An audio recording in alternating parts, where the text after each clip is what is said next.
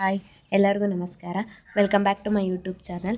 ನಿಮಗೆಲ್ಲ ಗೊತ್ತಿರೋ ಹಾಗೆ ಇವತ್ತು ಗೌರಿ ಮತ್ತು ಗಣೇಶ ಹಬ್ಬ. ನಮ್ಮೂರಲ್ಲಿ ಗೌರಿ ಹಬ್ಬ ತುಂಬ ಗ್ರ್ಯಾಂಡಾಗಿ ಮಾಡ್ತೀವಿ. ಹೇಗೆ ಅಂತ ಸುತ್ತಮುತ್ತ ಹಳ್ಳಿಗಳಿಗೆಲ್ಲ ಗೊತ್ತಿರುತ್ತೆ. ನಿಮಗೆ ಗೊತ್ತಿರಲ್ಲ, ಅದನ್ನು ನಾನು ಈ ಯೂಟ್ಯೂಬ್ ಚಾನಲಲ್ಲಿ ಅಪ್ಲೋಡ್ ಮಾಡ್ತೀನಿ, ನಮ್ಮೂರಲ್ಲಿ ಹಬ್ಬ ಹೇಗೆ ಮಾಡ್ತಾರೆ ಅಂತ ಎಲ್ಲ.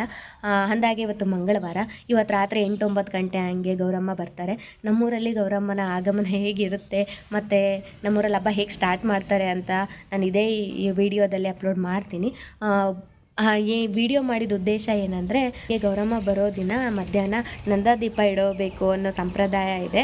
ಎಲ್ಲರ ಮನೆಯಲ್ಲೂ ಇಲ್ಲ, ಕೆಲವ್ರ ಮನೇಲಿ ಇಡ್ತಾರೆ. ಅಂದರೆ ಮನೇಲಿ ಇಡೋದಲ್ಲ, ಗೌರಮ್ಮನ ಒಬ್ಬರು ಸ್ವಾಮಿಯವ್ರ ಮನೆಯಲ್ಲಿ ಇಡ್ತಾರೆ. ಆ ಮನೆಗೆ ನಂದಾದೀಪನ ತೊಗೊಂಡೋಗ್ಬೇಕು. ಎಣ್ಣೆ ಬತ್ತಿ ಮತ್ತು ದೀಪನೆಲ್ಲ ತೊಗೊಂಡೋಗ್ಬೇಕು. ನಮ್ಮ ಮನೆಯಲ್ಲಿ ನಂದಾದೀಪನ ನಮ್ಮ ಅಜ್ಜಿ ಕಾಲದಿಂದ ಇಡ್ತಾ ಇದ್ದೀವಿ. ನಾವು ಅದೇ ಸಂಪ್ರದಾಯನ ಮುಂದುವರಿಸ್ಕೊಂಡು ಹೋಗ್ತಾ ಇದ್ದೀವಿ. ಇದು ದೀಪ ಇಡೋ ಉದ್ದೇಶ ಏನಂದರೆ, ನಮಗೇನಾದರೂ ಕಷ್ಟ ಇದ್ದರೆ ಅದು ನಿವಾರಣೆಗೆ, ಮತ್ತು ನಮ್ಮನೆ ಜ್ಯೋತಿ ಅಮ್ಮನ ಹತ್ರನೂ ಬೆಳಗಲಿ ಅಂತ. ಅಲ್ಲಿ ಹೋಗಿ ವಿಡಿಯೋ ಮಾಡೋಕ್ಕಾಗಿಲ್ಲ, ಸಾರಿ. ಅಲ್ಲಿ ಆ ದೀಪನ ಅಮ್ಮ ಬರೋ ಟೈಮಿಗೆ ಹಚ್ಚುತ್ತಾರೆ. ಅಂದಾಗೆ ಅದು 5 ದಿನಗಳ ಕಾಲ ನಂದಾದೀಪ ಉರಿತಾ ಇರುತ್ತೆ.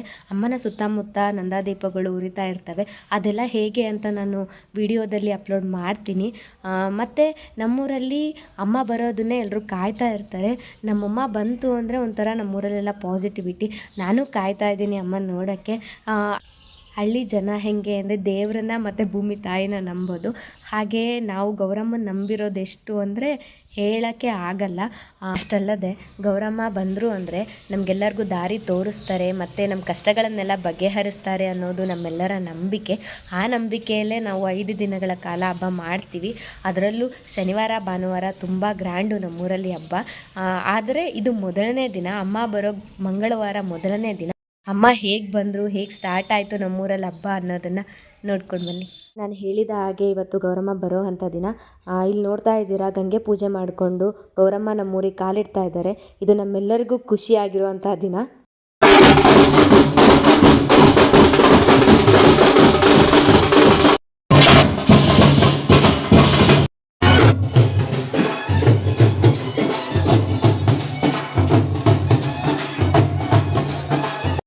ನೀವೇ ನೋಡ್ತಾ ಇದ್ದೀರಾ ಗೌರಮ್ಮನ ನಾವು ಎಷ್ಟು ಅದ್ಧೂರಿಯಾಗಿ ಮಾಡ್ಕೋತಾ ಇದ್ದೀವಿ ಅಂತ.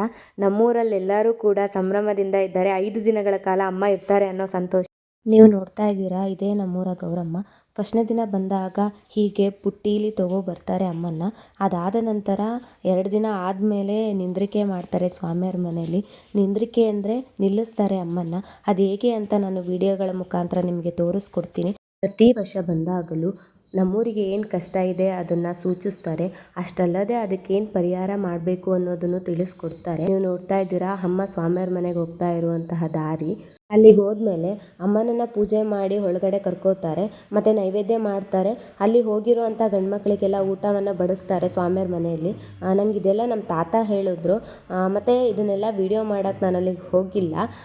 ಅಮ್ಮ ಹೇಗೆ ಕೂತಿದ್ದಾರೆ ಅನ್ನೋದನ್ನು ನೆಕ್ಸ್ಟ್ ವಿಡಿಯೋದಲ್ಲಿ ನೋಡೋಣ. ಅಲ್ಲಿ ತನಕ ಕಾಯ್ತಾ ಇರಿ.